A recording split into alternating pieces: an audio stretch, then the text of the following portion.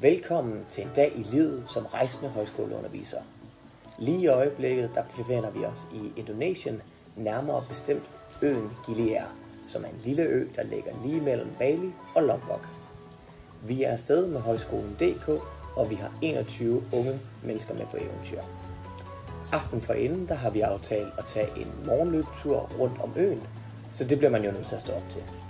Heldigvis så er der kun omkring 5 km rundt om hele øen, så det er lige til at klare.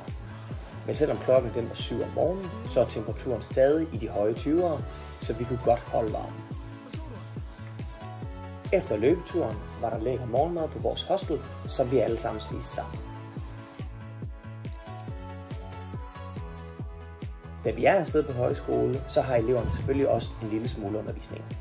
Vi starter typisk ud med lidt højskolesange og en lille energizer for at få dem op i gear og være klar til dagen.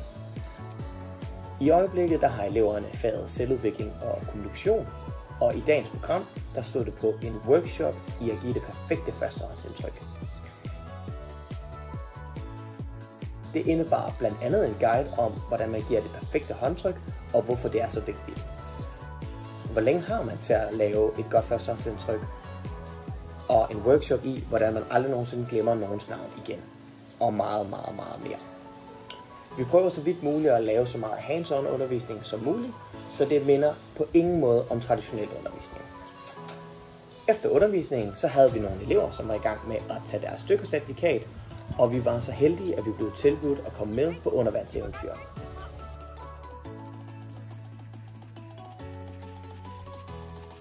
Jeg havde dog været lidt af en klovn og havde glemt dykkercasen til vores GoPro, så jeg måtte lige lægge lidt over eleverne, da kameraet kun kan gå ned til 10 meter uden case. Vi så lidt fisk og masser af skildpadder, og eleverne fik trænet nogle af de skills, de skal bruge for at blive dykkere.